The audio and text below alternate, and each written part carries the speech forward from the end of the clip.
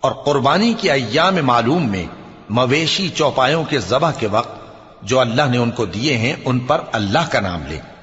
اب اس میں سے تم خود بھی کھاؤ اور خستہ حال ضرورت مند کو بھی کھلاؤ۔ پھر چاہیے کہ لوگ اپنا میل کچیل دور کریں اور منتیں پوری کریں اور اس قدیم گھر یعنی بیت اللہ کا طواف کریں۔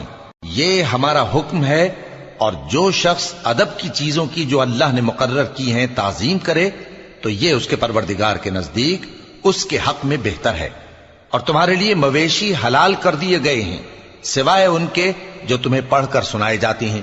تو بتوں کی پلیدی سے بچو اور جھوٹی بات سے پرہیز کرو، صرف ایک اللہ کے ہو کر اور اس کے ساتھ شریک نہ ٹھہرا کر۔